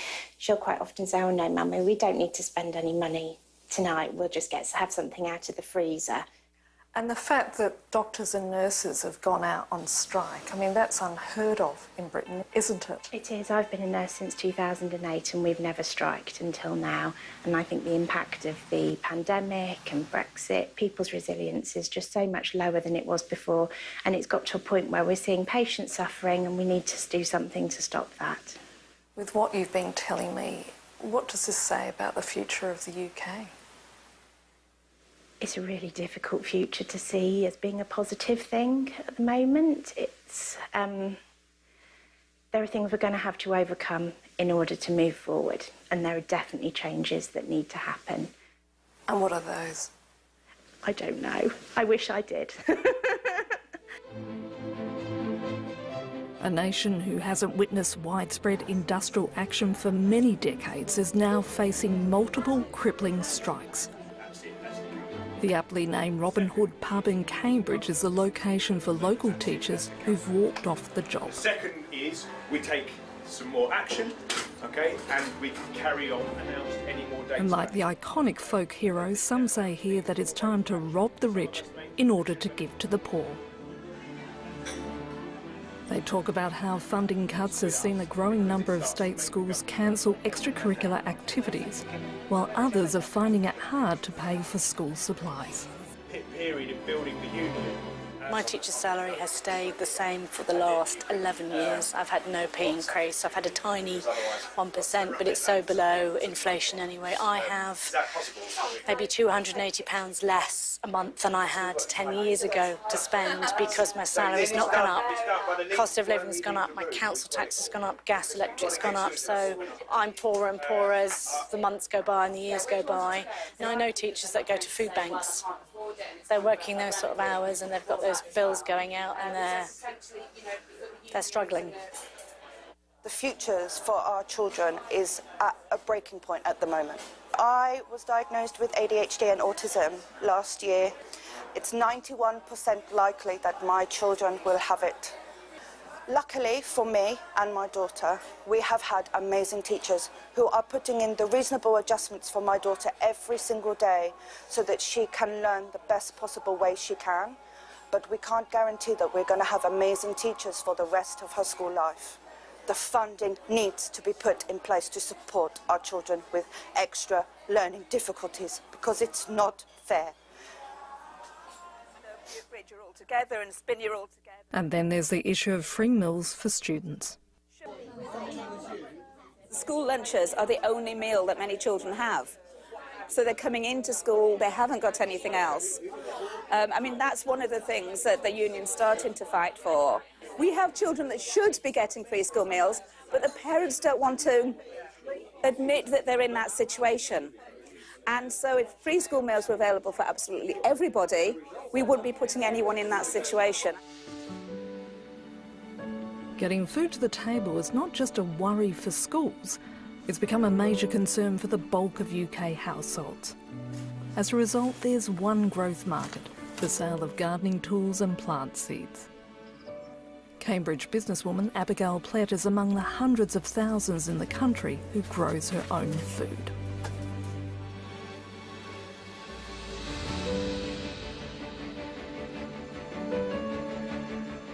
Basically, healthy food has become a luxury, and bad, unhealthy food is affordable.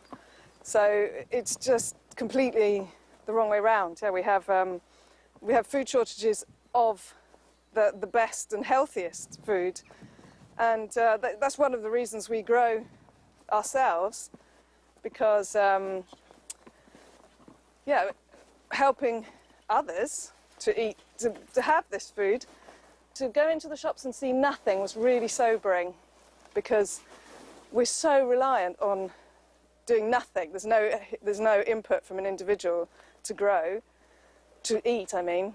You just go and you buy food, and we took that completely for granted. And then to have something not there, I think it was a wake-up call. And people need to know that if you want to survive and do, you know, you may as well learn. These are simple skills, and anyone can do it.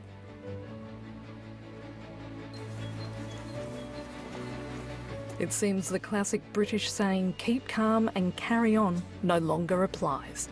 Instead, many in Britain are uncharacteristically speaking openly and loudly about their financial woes.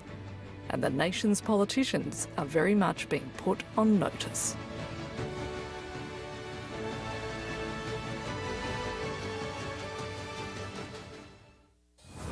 They observe. They contact us. They report, film, photograph. They are the voice of the voiceless. Your eyes in the far-flung reaches of the world. The Observers, a network of 5,000 committed citizens working with France 24. One of our observers in Côte d'Ivoire, Gaspard. Amateur footage and testimonials checked by our journalists and broadcast weekly on The Observers, on France 24 and observers.france24.com. WE.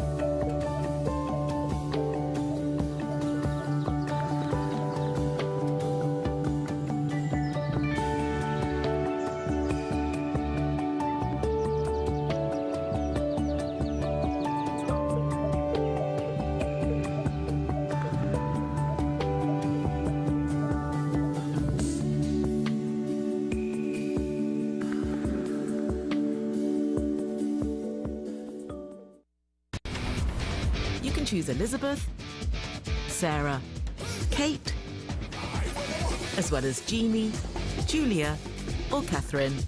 But from July 20th to August 20th, we'll choose Alex. Experience the Women's World Cup with France 24.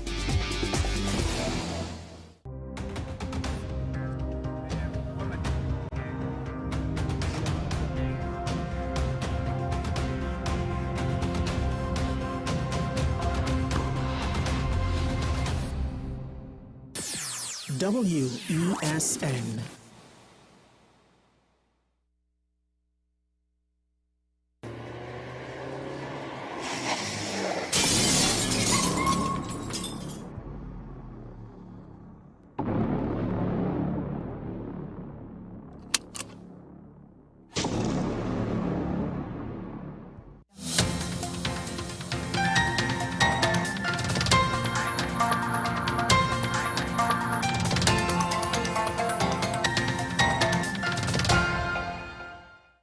Here is the WESN News of the Hour.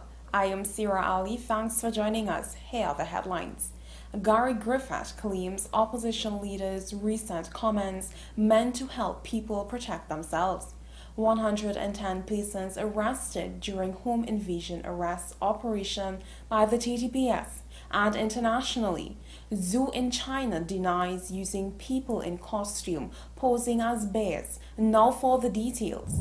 Gary Griffith says that unfortunately some would use Kamala Persad-Bissessa's recent controversial comments to serve their own interests. Days after a female homeowner shot and killed an intruder at her Chaguanas home, opposition leader Kamala Persad-Bissessa is promising easier access to firearm users license for law-abiding citizens after the UNC wins the next general elections. And with this ease of access to legal firearms under a UNC government, she said at the party's public meeting in Chaguanas on Monday that citizens should light them up. Griffith said that he believes Persad-Bissessa was referring to the preservation of life of the licensed firearm holder. 110 persons have been arrested over the last 8 months in connection with reports of home invasions as investigators continue to intensify efforts to restore safety and security across the country. The arrests are a direct result of the strategies adopted by Commissioner of Police Erla Christopher and the executive of the Trinidad and Tobago Police Service to address reports of robberies, house break-ins, burglaries, and other gang-related offences. As a result, during the period of January to July 2023, a reduction in serious crimes across the 10 policing divisions was recorded, compared to the same period in 2022. This team is actively utilizing intelligence-led policing, which is data-driven and bolstered with timely crime analysis from the Crime and Problem Analysis branch to guide the development of resources where they are needed the most. Increased active directed patrols and visibility in communities and business areas are also serving as critical deterrents to criminal activities. Police are trying to identify a person's decomposing body that was found in the mangrove in Invaders Bay on Tuesday morning. Police said officers of the St. James Police Station received a report that a body was found off the Audrey Jeffers Highway at around 8 a.m. and went to the scene. Police went to the scene and were guided through the mangrove by a Venezuelan fisherman, where they found the person's body wearing a plaid shirt and a pair of black shoes. Investigators said the body was decomposed beyond recognition. Officers from the Homicide Bureau of Investigations Region 1 are continuing inquiries. Internationally, a zoo in eastern China is denying suggestions some of its bears might be people in costumes after photos of the animals standing like humans circulated online. The sun bears from Malaysia are smaller than other bears and look different but are the real thing, the Hangzhou Zoo said on Monday on its social media account. One employee said visits were being arranged for reporters on Monday to see them. Internet users questioned whether the zoo's bears were real after photos circulated showing one bear standing upright on slender hind legs. Sun bears are the size of large dogs, standing at most 1.3 meters tall on their hind legs, compared with up to 2.8 meters for grizzlies and other species, according to the zoo. Well, that's News to the Hour on WESN. I am Sira Ali. Thanks for watching.